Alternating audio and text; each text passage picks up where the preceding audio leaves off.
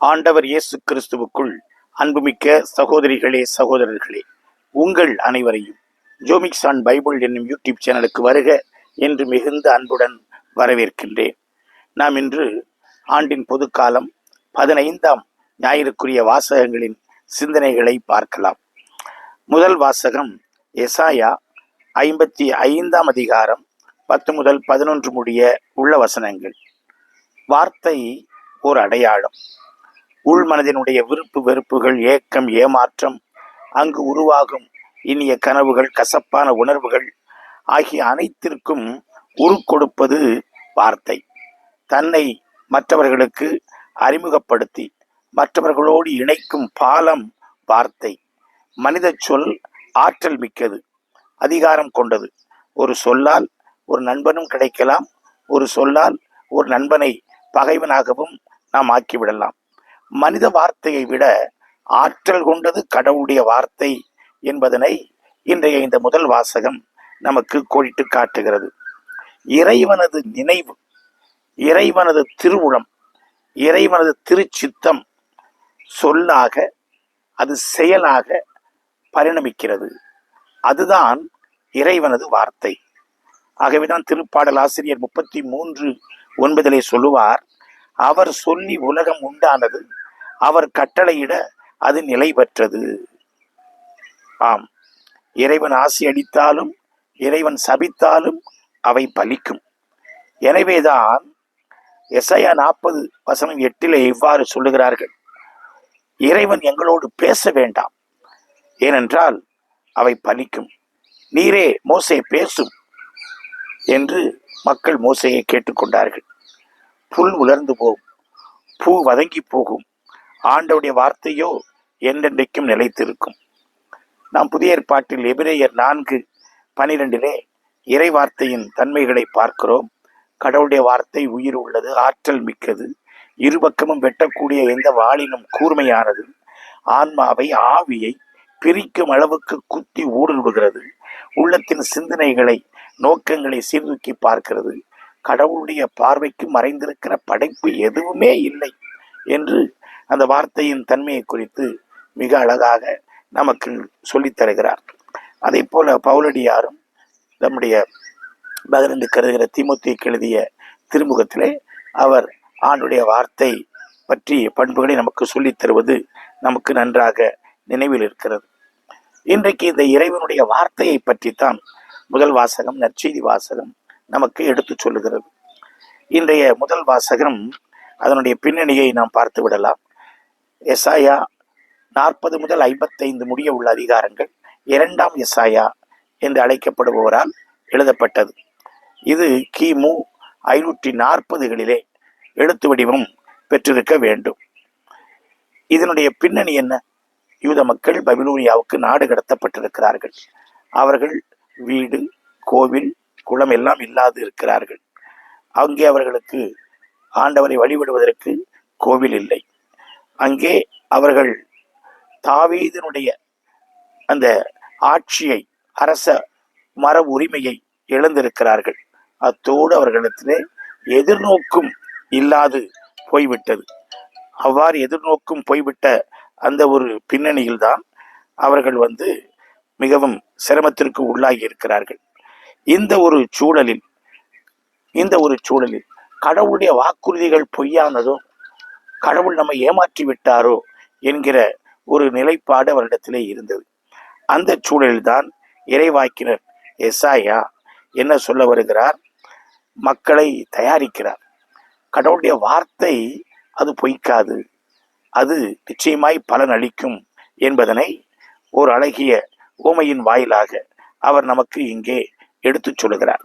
இந்த 55ஆம் அதிகாரத்திற்கு ஆண்டவரின் பேரிரக்கம் என்று பெயர் சூட்டி இருக்கிறார்கள். நாம் இந்த 10, 11 ஆகிய வசனங்களை தனியாக பிரித்து பார்ப்பதை விட அந்த ஒட்டுமொத்த அதிகாரத்தின் பின்னணியில் அதை பார்ப்பது நமக்கு நலம் பயக்கும் என்று நான் கருதுகிறேன். எடுத்துக்காட்டாக 4வது வசனத்தை பாருங்கள். நான் உங்களுடன் ஓர் என்றுமுள்ள உடன்படிக்கையை செய்து கொள்வேன், தாவீதுக்கு நான் காட்டிய மாறாத பேரன்பை உங்களுக்கு காட்டுவேன். ஆண்டவர் இவ்வாறு நொந்து நூலாகி வீடிழந்து வாழ்விழந்து அடிமைகளாய் வாழுகிற மக்களை நோக்கி தன்னுடைய உடன்படிக்கையை அவர் நினைவுபடுத்துகிறார். அவ்வாறு உடன்படிக்கையை நினைவுபடுத்துவது அவர்களை படைத்தவர், பராமரிக்கிறவர், பாதுகாக்கிறவர், இனி காக்கப் போகிற என்கிற பொறுப்பினை அங்கே எடுத்து சொல்லி தருகிறது. ஆகவே ஆண்டவர் மக்களை தேடி வந்து காப்பார் என்கிற ஒரு கருத்து அங்கே இருக்கிறது. கடவுளுடைய பிரமாணிக்கம் என்றென்றைக்கும் தவறாதது. ஆகவேதான் வசனம் 9 பாருங்கள். அழகாக, மண்ணுலகத்திலிருந்து விண்ணுலகம் மிக உயர்ந்து இருப்பது போல உங்கள் வழிமுறைகளை விட என் வழிமுறைகளும் உங்கள் எண்ணங்களை விட என் எண்ணங்களும் மிக உயர்ந்திருக்கின்றன என்று ஆண்டவர் சொல்லுகிறார். இதே ஆண்டுடைய வாக்கு பொய்க்காது என்பதனை நமக்கு அழகாக தயாரித்து வந்து விடுகிறது. இனிதான் 10வது 11வது வசனத்திற்கு நாம் வருகின்றோம். 10ஆம் வசனத்திலே ஆண்டவர் சொல்லுகிறார், இறைவாக்கினர் சொல்லுகிறார், மழையும் பனியும் வானத்தில் இருந்து இறங்கி வருகின்றன. மழையும் பனியும் நாம் திட்டமிட்டு எதிர்பார்ப்பவை அல்ல, கடவுள் கொடையாக கொடுப்பவை. அது கடவுளுடைய இரக்கம், கடவுளுடைய அருள். அது தானாக நம்மை தேடி வருகிறது. நல்லது. அவை நிலத்தை நனைத்து முளை அரும்பி வளரச் செய்து விதைப்பவனுக்கு விதையையும் உண்பவனுக்கு உணவையும் கொடுக்காமல் அங்கு திரும்பி செல்வதில்லை. அடுத்த வசனத்தில் அந்த வார்த்தை வரும், அது வெறுமையாய் திரும்பி செல்லாது. கடவுளிடமிருந்து வார்த்தை வருகிறது. கடவுளிலிருந்து வருகிற வார்த்தை உயிர் தருகிறது. ஆகவேதான் அது விதையை அது முளைக்க செய்கிறது, அரும்பி வளரச் செய்கிறது, அது மாற்றுகிறது நிலத்தை, அது மழை விழுகிற அந்த மண்ணை அது மாற்றுகிறது. ஆகவேதான் வசனம் 11, அவ்வாறே என் வாயிலிருந்து புறப்படும் வார்த்தை இருக்கும். அது எப்படி இருக்கும்? படைப்பாற்றலோடு இருக்கும். அது கண்டிப்பாக அது பலனை செய்யும். அது கனிதரும். அது எதிர்க்க மறுக்க முடியாதது, தடுக்க முடியாதது. நிச்சயமாய் அது பலனை தந்தே தீரும் என்று அவர் சொல்லுகிறார். மனித வார்த்தைகள் சில நேரங்களில் அது செயலற்று போய்விடும். ஆனால் கடவுளுடைய வார்த்தை அப்படி அல்ல. எதற்காக அனுப்பப்பட்டதோ அதை அது செய்யும். கடவுளுடைய வார்த்தை என்னெல்லாம் செய்யும்? அது படைக்கும், புதிதாக படைக்கும், அது நம்மை குணப்படுத்தும், அது நம்மை மீட்கும், அது நம்மை முற்றிலுமாய் மாற்றும். அது வெறுமையாய் ஒரு பொழுதும் திரும்பாது. இந்த ஒரு கருத்தினை இறைவார்த்தையை குறித்தும், அது நிலத்தில் விழுந்து அது பலன் தராமல் திரும்பாது அப்படிங்கிற அந்த ஒரு அழுத்தமான கருத்தையும் மனதில் நாம் முதல் வாசகத்திலே வைத்துக் கொள்வோம். இன்றைய 2ஆம் வாசகம் திருத்தூதர் பவுல் ரோமையருக்கு எழுதிய திருமுகம் 8ஆம் அதிகாரம். அதிலே வசனங்கள் 18 முதல் 23 முடிய உள்ள வசனங்கள். நமக்கு ஏற்கனவே தெரியும், திருத்தூதர் பவுல் கொரிந்து நகரத்திலே வாழ்ந்த காலகட்டத்தில் ரோமைக்கு வர விரும்பி அவர் தன்னுடைய கருத்துக்களை தொகுத்து எழுதுகிறார். அதுதான் ரோமையருக்கு எழுதிய திருமுகம்.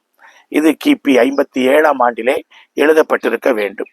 இங்கே ரோமை கிறிஸ்தவர்கள் என்ன நிலையில் இருக்கிறார்கள் என்றால், அவர்கள் மறைக்கலகம் நடைபெற்று கொண்டிருக்கிறது, பெர்செக்யூஷன். அவர்கள் துன்பத்திலே அவர்கள் தள்ளாடுகிறார்கள். ஏழ்மை அவர்களை பாதித்திருக்கிறது. அங்கே வேறுபாடுகள் இருக்கின்றன. அங்கே துன்பங்கள் மிக அதிகமாக மக்களை வாட்டுகின்றன. ஆகவே சில சீடர்கள் மத்தியிலே ஒரு கலக்கம் இருந்தது. ஏன் கிறிஸ்துவை பின்பற்றிய பிறகும் நமக்கு துன்பம்? ஏன் கிறிஸ்துவை பின்பற்றிய பிறகும் நமக்கு இப்படிப்பட்ட நெருக்கடிகள்? ஏன் கிறிஸ்துவை பின்பற்றிய பிறகும் நம்மை இவ்வாறு பல வகையான மறைக்கலகங்கள் துன்புறுத்துகின்றன என்று. ஆகவே இவ்வுலக வாழ்வில் அனுபவிக்கிற துன்பங்களுக்கு பதில் என்ன? அதற்கு விடை என்ன? அதற்கு முடிவுதான் என்ன என்கிற இந்த கேள்விக்கு, இந்த சூழலுக்கு பவுலடியார் இந்த பகுதியிலே பதில் சொல்லுகிறார்.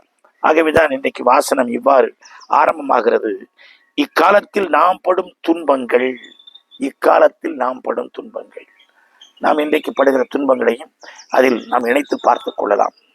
எதிர்காலத்தில் நமக்காக வெளிப்பட போகிற மாட்சியோடு ஒப்பிட தகுதியற்றவை என நான் எண்ணுகிறேன் அப்படின்னு பவுலடியார் இங்கே ஒரு நம்பிக்கை ஊட்டுகிறார். அதாவது நிகழ்கால துன்பம், எதிர்கால மாட்சி, இதனை அவர் ஒப்பிட்டு சொல்லுகிறார். நிகழ்கால துன்பத்தை விட வருங்கால மாட்சி பெரிது பெரிது. ஆகவே அதை நீங்கள் நினைத்துக் கொள்ளுங்கள் என்றவர் சொல்லுகிறார். வசனம் 19 முதல் 21 முடிய உள்ள பகுதியிலே அவர் படைப்பு முழுவதையும் அவர் உள்வாங்கி ஒரு சிந்தனை சொல்லுகிறார். இங்கே தனி மனிதர்கள் மட்டுமல்ல, ஏன் இந்த படைப்பு முழுவதுமே மீட்புக்காக ஏங்குகிறது, மீட்புக்காக ஆவலாய் காத்திருக்கிறது. ஆகவே இந்த வசனம் அங்கே வருகிறது. என்ன வசனம் வருகிறது? படைப்பு முழுவதும் பேறுகால வேதனையுறுகிறது, ஒருங்காய் அனைத்து ஒருங்கே பேறுகால வேதனையுற்று தவிக்கிறது என்றவர் சொல்வார். இந்த தனி மனித பாவத்தினால் மனிதர்கள் மட்டுமல்ல, ஒட்டுமொத்த கடவுளுடைய படைப்பு, இந்த பிரபஞ்சம், இந்த படைப்பு அனைத்துமே பாதிக்கப்பட்டிருக்கிறது. ஆகவே தனி மனிதர்கள் மட்டுமல்ல, இந்த பிரபஞ்சம், இந்த படைப்பு முழுவதுமே மீட்புக்காக ஏங்குகிறது, குரோனிங், அது ஏங்கு தவிக்கிறது. பேறுகால வேதனை, பேறுகால வேதனை அப்படிங்கிறது ரொம்ப பெரிது என்று எல்லாரும் சொல்வார்கள். அந்த பேறுகால வேதனை, மனித பாவத்தினால் இந்த படைப்பிற்குள் சாவு நுழைந்தது. மனித பாவத்தினால் இந்த படைப்பு நலிந்த நிலைக்கு உள்ளானது. மனித பாவத்தினால் ஒழுங்கற்று போனது இந்த உலகம், கடவுளுடைய இந்த படைப்பு. ஆகவே இந்த படைப்பு முழுவதுமே அது விடுதலைக்காக ஏங்கி தவிக்கிறது அப்படிங்கிற ஒரு கருத்தினை பவுலடியார் இங்கே முன்வைக்கிறார். இதை கிறிஸ்துவோடு ஒப்பிட்டு பார்க்க அவர் சொல்லுகிறார். நாம் ஏங்குகிறோம், நாம் எதிர்பார்க்கிறோம், காத்திருக்கிறோம். எதற்காக? மீட்புக்காக. எதற்காக? உயிர்ப்புக்காக, கிறிஸ்துவோடு உயிர்த்தெழுவதற்காக. கிறிஸ்துவோடு உயிர்த்தெழுந்தவர்கள் பவுலடியாரை பொறுத்த மாத்திரத்தில் மாட்சிக்குரிய உடலை கொண்டிருப்பார்கள். அது சாதாரண இந்த உடல் அல்ல, அது சாதாரண இந்த உலக ஒழுங்கு அல்ல, அது மாட்சிக்குரிய உடல். அது முழுமையான விடுதலை. அந்த விடுதலையை நோக்கி நாம் இங்கே பயணித்துக் கொண்டிருக்கிறோம் என்று பவுலடியார் சொல்லுகிறார். ஆகவே மீட்பு என்பது முழு மனித குலத்திற்கும், முழு படைப்பிற்கும், இந்த பிரபஞ்சம் முழுமைக்குமானது. கிறிஸ்தவ எதிர்நோக்கு என்பது பிரபஞ்சம் தழுவியது, தனிப்பட்ட ஒரு நபருக்கு மாத்திரம் உரியது அல்ல. ஆகவே இங்கே படைப்பு முழுவதும் இந்த கிறிஸ்துவனுடைய மீட்புக்காக எதிர்நோக்கி இருக்கிறது. வரப்போகும் ஆட்சியை மனக்கண் முன்னால் கொண்டு வந்து இந்த துன்பமெல்லாம் சுண்டைக்காய் ஒன்றுமே இல்லை என்று உணர்ந்து கொள்ளுங்கள் என்று பவுலடியார் 2ஆம் வாசகத்திலே சொல்லுகிறார். நாம் இன்றைய நற்செய்திக்கு வருகிறோம். இன்றைய நற்செய்தி மத்தேயு நற்செய்தி 13ஆம் அதிகாரம் 1 முதல் 23 முடிய உள்ள நீண்ட வசனங்கள். ஆண்டவர் ஒரு ஓமையை சொல்லி பிறகு அந்த ஓமைக்கான விளக்கத்தையும் அவர் இங்கே நமக்கு தந்து விடுகிறார். ஆகவே ஒரு முழுமையான ஒரு விளக்கம் பெற்ற ஒரு பகுதியாக இந்த பகுதி அமைகிறது. நமக்கு நன்றாக தெரியும், கிபி 80 முதல் 90 முடிய உள்ள ஆண்டுகளில் தான் மத்தேயு நற்செய்தி எழுதப்பட்டது, எழுத்து வடிவம் பெற்றது. அது யூத கிறிஸ்தவர்களுக்காக எழுதப்பட்டது என்று சொல்லி நமக்கு தெரியும்.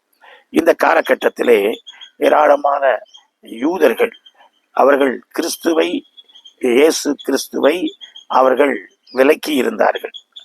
இந்த காலகட்டத்தில் தான் துன்பங்கள் தொடர்கதையாய் ஆரம்பித்து நீடித்து கொண்டிருந்தன. நற்செய்தியை கேட்கிற எல்லாருமே அவர்கள் அதை ஏற்றுக்கொள்வதில்லை. பலர் அதனை ஏற்றுக்கொள்ளாமல் அவர் அதை ஒதுக்கினார்கள் அல்லது பலன் தராமல் போனார்கள். இந்த பின்னணியில் தான் மத்தேயு இதற்கு பதில் தருகிறார். அதாவது பிரச்சனை விதையில் அல்ல, பிரச்சனை ஆண்டோடைய வார்த்தையில் அல்ல, பிரச்சனை அதை பெற்றுக்கொள்ளுகிற மனிதர்களுடைய மனநிலையில் இருக்கிறது. விளைநிலமாகிய இதயத்தை பொறுத்ததாக அது அமைகிறது என்பதனை அவர் இங்கே அழகுபட எடுத்து சொல்லி தருகிறார். அதுதான் இன்றைய வாசகமாக அமைகிறது.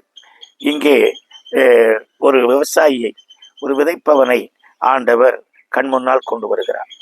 நமக்கு நன்றாக தெரியும், இயேசுவினுடைய வளர்ப்பு தந்தை யோசேப்பு ஒரு தச்சர். அந்த தச்சர் அப்படிங்கிற வார்த்தை தான் அங்கே பயன்படுத்தப்படுகிறது. அதனை நாம் தெக்டோன் எனப்படுகிற அந்த கிரேக்க வார்த்தையை தச்சர் என்று மொழிபெயர்க்கிறோம். அது முழுமையான அர்த்தத்தை தந்துவிடவில்லை. அவர் ஒரு நாட்டுப்புற கலைஞர். அவர் வந்து கட்டிடங்கள் கட்டுகிறவர். அவர் வந்து விவசாய பொருட்களையும் அவர் வந்து சரி செய்கிறவர். அவர் வந்து ஒரு கலைஞர். அவர் ஒரு கலைஞர். அந்த ஒரு கண்ணோட்டத்தில் தான் மரத்திலும் கல்லிலும் அவர் மற்ற உலோகத்திலும் அவர் வந்து தன்னுடைய கலைநயத்தை காண்பிக்கிற கலைஞர். அதுதான் அந்த வார்த்தை. இயேசுவும் அப்படிப்பட்ட ஒரு கலைஞனாக இருக்கிறார். ஆகவே ஏதோ மர ஜாமான்களை மாத்திரம் வேலை செய்கிற ஒரு ஆசாரியைப் போல அவர் இருந்தார் என்று நினைத்துவிட முடியாது. ஆகவேதான் இயேசுனுடைய ஊமைகளிலே நமக்கு வந்து பல எடுத்துக்காட்டுகள் வருகின்றன. இங்கே விவசாயத்தில் இருந்து அருமையான இந்த எடுத்துக்காட்டு வருகிறது. ஆண்டவர் இயேசு இறையாட்சியை பற்றி எடுத்துச் சொல்லுகிறார். இறையாட்சியை எடுத்துச் சொல்வதற்கு பரலோகத்திலிருந்து எதையும் அவர் கொண்டு வரவில்லை. மாறாக அவர் தன்னை சுற்றி நடக்கிற நிகழ்ச்சிகளை உற்று பார்க்கிறார், கவனிக்கிறார். சீடனப்படுகிறவன் தன்னை சுற்றி நடப்பவற்றை கவனிக்க வேண்டும், உற்று பார்க்க வேண்டும். கடவுளுடைய செய்தி தன்னை சுற்றி நடக்கிறது, இருக்கிறது. அதை கண்டுபிடிக்க வேண்டும், ஞானத்தோடு கண்டுபிடிக்க வேண்டும். அதைத்தான் இந்த விதைப்பர் உவமையிலே ஆண்டு அழகாக சொல்லுகிறார். இப்ப இன்றைக்கு விவசாயிகளை பார்த்தால் அவர்கள் நிலத்தை பண்படுத்தி பக்குவப்படுத்தி அங்க இருக்கக்கூடிய முள், அங்க இருக்கக்கூடிய பாறை, அங்க இருக்கக்கூடிய பாதை இவற்றையெல்லாம் அழகுபடுத்தி பிறகுதான் போய் விதைப்பார்கள். ஆனால் இங்கே நாம் பார்க்கிற இந்த விவசாயி அப்படிப்பட்ட ஒரு விவசாயி அல்ல. நிலத்தை போய் அவன் பண்படுத்தி விட்டு பக்குவப்படுத்தி விட்டு அங்கே போய் விதைக்கவில்லை, மாறாக அவன் விதைக்கிறான். இது கடவுள் ஒரு விவசாயி என்பதனை சுட்டி காட்டுகிறது. கடவுளின் விவசாயி அவர் வந்து நிலங்களை பார்ப்பதில்லை, மாறாக அவர் புத்தம் பொதுவாக அவர் விதைக்கிறார். கடவுள் ஆள் பார்த்து செயல்படுவதில்லை அப்படிங்கிற அந்த வார்த்தை இங்கே இந்த விவசாயிக்கு மிக அழகாக பொருந்தி செல்கிறது. இங்கே இந்த விவசாயி, இந்த விதைப்பவன் கடவுளுக்கு பொருந்தும், இயேசுவுக்கு பொருந்தும், நற்செய்தி அறிவிக்கிற ஒவ்வொரு நற்செய்தியாளருக்கும் பொருந்தும் விதத்திலே இது அமைந்திருக்கிறது. அவர்கள் பெருந்தன்மையோடு தாராளத்தோடு அவர்கள் விதைக்க செல்லுகிறார்கள். எல்லாருக்குமாக அந்த விதையை அவர்கள் விதைக்கிறார்கள். விதை என்பது கடவுளுடைய வார்த்தை. கடவுளுடைய வார்த்தை நாம் ஏற்கனவே அறிந்துள்ளதை போல அது ஆற்றல் மிக்கது. கடவுளுடைய வார்த்தை வெறுமனே திரும்பாது. அது 4 வகையான நிலங்களிலே வந்து விழுகிறது. முதலாவது பாதை. பாதையிலே விழுகிற பொழுது கடின இதயத்தோடு மக்கள் இருப்பதனை அது சுட்டி காட்டுகிறது. அந்த கடின இதயத்தோடு பாறையாய் இருக்கிற காரணத்தினால் விதை உள்ளேயே இறங்கவே இல்லை. பறவைகள் வந்து கொத்தி போய் விடுகின்றன. அருட்தந்தை ஒய் இருதயராஜ் அவர்கள் இதற்கு மிக அழகான ஒரு விளக்கத்தை அவர்கள் தருகிறார்கள். அதாவது கடவுளுடைய வார்த்தை உள்ளத்தில் நுழையா வண்ணம் தடை செய்பவர்கள் ஏரோது மன்னனையும் பரிசேயர்களையும் போன்றவர்கள் கடின இதயம் கொண்டவர்கள் என்று இந்த பாதைக்கு அவர் உருவகம் கொடுக்கிறார். இரண்டாவதாக பாறை நிலத்தில் விழுந்த விதைகள். அவர்கள் ஆர்வத்தோடு வார்த்தையை கேட்கிறார்கள். கொஞ்சம் மண் இருக்கிறது. அந்த மண் வந்து என்ன செய்கிறது, அந்த விதையை கொஞ்சம் முளைக்க வைக்கிற மாதிரி அது தெரிகிறது. ஆனால் அவர்கள் நம்பிக்கை போராட்டத்திலே அவர்கள் தோத்து போய் விடுகிறார்கள். அதை தந்தை ஒய் இருதயராஜ் அவர்கள் அழகாக சொல்வார்கள். பாரிடத்தில் விழுந்த விதையை போன்றவர்கள் யார்? கடவுளுடைய வார்த்தையை கேட்டு தங்கள் இதயத்தை கடினப்படுத்திக் கொள்பவர்கள். கடவுளுடைய வார்த்தையை கேட்க ஒரு சபையிலிருந்து மற்றொரு சபைக்கு ஓடுவார்கள். எந்த சபையிலும் நிலைத்து நிற்க மாட்டார்கள். கொள்கை பிடிப்பற்றவர்கள். இவர்கள் மார்க்க நற்செய்தியில் வரும் இளைஞரை போன்றவர்கள். அவர் உள்ளாடையின்றி உடம்பில் ஒரு துப்பட்டியை போர்த்தி சிலுவை சுமந்து சென்ற கிறிஸ்துவுக்கு பின் சென்றார். அவரை பிடித்த பொழுது துப்பட்டியை விட்டுவிட்டு நிர்வாணமாக ஓடினார். அவ்வாறே துன்பம் வரும் பொழுது, சவால் வரும் பொழுது, தன்னுடைய நம்பிக்கை கேள்விக்கு உள்ளாக்கப்படுகிற பொழுது கிறிஸ்துவை விட்டுவிட்டு ஓடிச் செல்லுகிறவர்கள் என்று இந்த பாறைக்கு அவர் வந்து ஆட்களை சுட்டி காட்டி அவர் பதில் சொல்லுகிறார். மூன்றாவதாக நாம் பார்ப்பது முட்செடிகளில் விழுந்த விதைகள். அவர்கள் செல்வத்தினால், அவர்கள் பல்வேறு கவலைகளினால், அவர்கள் உலக அபிலாஷைகளினால் அவர்கள் வந்து பரபரப்புக்கு உள்ளாகி விடுகிறார்கள். ஆகவே அவர்களால் பலன் தர முடியவில்லை. இங்கே தந்தை ஒய்இறுதிராஜ் அவர்கள் கடவுளுடைய வார்த்தையை மகிழ்ச்சியோடு கேட்டாலும் உலக கவலையாலும் செல்வ மாயையாலும் அதை நெருக்கி விடுபவர்கள். நற்செய்தியில் வரும் செல்வரான இளைஞருக்கு இவர்கள் ஒப்பானவர்கள். அவர் கிறிஸ்துவை பின்பற்ற விரும்பினார். கிறிஸ்து அவரிடம் அவருக்குள்ள உடைமைகளை விற்று ஏழைகளுக்கு கொடுத்து விட்டு என்னை பின்பற்று என்று அவர் சொன்னார். ஆனால் அவர் வெறுங்கையா இயேசுவை பின்பற்ற மறுத்து செல்வத்தை விட்டுவிட மனமில்லாமல் அவர் மனம் விலகிச் சென்றார் என்று நாம் பார்க்கிறோம். அப்படிப்பட்டவர்கள் தான் இந்த முட்செடியில் விழுந்த விதையை சார்ந்தவர்கள். அவருடைய இதயம் இப்படியாக இருக்கிறது என்று அவர் சொல்லுகிறார். அடுத்ததாக நாம் பார்க்கிற 4வது நிலம் என்னவென்றால் நல்ல நிலம். அவர்கள் இறைவார்த்தையை கேட்கிறார்கள், புரிந்து கொள்கிறார்கள், ஏற்றுக்கொள்கிறார்கள். அந்த வார்த்தைக்கு அவர்கள் வடிவம் கொடுக்கிறார்கள். அது 30, 60, 100 என்று நிரம்பிய பலனை கொண்டு வந்து தருகிறது. இதற்கு எடுத்துக்காட்டு யார் என்றால், நல்ல நிலத்தில் விழுந்த விதைக்கு ஒப்பானவர்கள் அன்னை மரியா போன்றவர்கள். மரியா கடவுளுடைய வார்த்தையை திறந்த மனதுடன் ஏற்று அதற்கு தம்மை முற்றிலும் ஒப்பு கொடுத்தார். அதை தமது சீரிய செம்மனத்தில் பதிய வைத்து சிந்தித்தார். இறுதி வரை உறுதியாக நிலைத்து நின்றார். சிலுவையின் அடியிலும் வந்து நின்றார். சாகாமலேயே மறைசாட்சிக்குரிய வெற்றி வாகையை அவர் சூடியவர். கடவுளுடைய வார்த்தையை கேட்டு அதை கடைபிடித்ததால் அவர் பேறு பெற்றவர் என்கிற பாராட்டினை அவர் பெறுகிறார். ஆகவே கடவுளுடைய வார்த்தையை கேட்டு அதன்படி நடப்பவர்கள் துன்புறுவார்கள், பேறுகால வேதனை அடைவார்கள். ஆனால் இறுதியில் முழுமையான விடுதலை பெறுவார்கள். அவர்கள் மாட்சிக்கு உரியவர்களாக மாறுவார்கள் என்கிற செய்தியினை இந்த பகுதி நமக்கு அழகாக சொல்லித் தருகிறது. இங்கே மத்தேயு நற்செய்தியாளர் இந்த ஓமையை சொல்லிவிட்டு எசாயா எழுதிய இறைவாக்கு மேற்கோளை சுட்டி காட்டிவிட்டு அடுத்து இதற்கான முழு விளக்கத்தையும் கோனார் நோட்ஸ் போல அங்கே பொழிப்புரையும் அவர் தந்து விடுகிறார். ஏனென்றால் தோல்விகள் நாம் எதிர்பார்க்கக்கூடியவைதான், எல்லாம் முழுமையான பலனை தந்து விடாது. வார்த்தையை கேட்கிற ஒவ்வொரு பயனாளியும், வார்த்தையை கேட்கிற ஒவ்வொரு மனிதரும், ஒவ்வொரு சீடரும் அவர்கள் வந்து நல்ல விதத்தில் பதில் தந்து விடுவார்கள் என்பது அல்ல. ஆனால் உண்மை என்னவென்றால், நல்ல நிலத்தில் விழுகிற விதை அது 100 மடங்கு பலனை கொண்டு வந்து தருகிறது என்பதாகும். இங்கே நாம் பார்ப்பது என்னவென்றால், கடவுளுடைய வார்த்தையில் பழுதில்லை. கடவுளுடைய வார்த்தை ஆற்றல் வாய்ந்தது. கடவுளுடைய வார்த்தை உயிர்ப்பிக்கிறது, உயிர் தருகிறது. மனித இதயம்தான் அதற்கு பதில் தர வேண்டி இருக்கிறது. நம்முடைய இதயங்கள் நல்ல நிலங்களாக பலன் தர வேண்டும் என்கிற கருத்தினை சொல்லித் தருகிறது. ஆகவே இன்றைய 3 வாசகங்களும் இறைவார்த்தையின் தன்மையை, இறைவார்த்தையின் ஆற்றலை, இறைவார்த்தை தரும் உயிர் வாழ்வை அது கோடிட்டு காட்டுகிறது. ஏசாயா என்ன சொல்லுகிறார்? கடவுளுடைய வார்த்தை மழையை போன்றது, அது பலன் தராமல் திரும்பாது. இன்னைக்கு ரோமையர்களுடைய திருமுகத்திலே கடவுளுடைய மீட்பின் திட்டம் வெளிப்படுகிறது. படைப்பு முழுவதும் இயங்குகிறது. அது அந்த மாட்சியை நிச்சயமாய் பெற்றுக்கொள்ளும் என்று அவர் சொல்கிறார். இன்றைய நற்செய்தியிலே மத்தேயு அழகாக சொல்கிறார், கடவுளுடைய வார்த்தை விதைக்கப்படுகிறது. அது நிலத்தை பொறுத்து, நல்ல நிலத்தை பொறுத்து, மனித இதயங்களை பொறுத்து அது பலன் தருகிறது என்று அவர் சொல்கிறார். ஆம், கடவுளுடைய வார்த்தை தோற்று போகாது. கடவுளுடைய வார்த்தை ஆற்றல் மிக்கது. இதனை உணர்ந்தவர்களாக நாம் அந்த வார்த்தையோடு ஒத்துழைப்போம். நம்முடைய இதயங்களை நல்ல நிலங்களாக்கி நாம் 30, 60, 100 என்று நிரம்பிய பலன்களை தருகிற விதத்திலே சீடர்களாய் நாம் சான்று பகர்வோம். ஆமென்.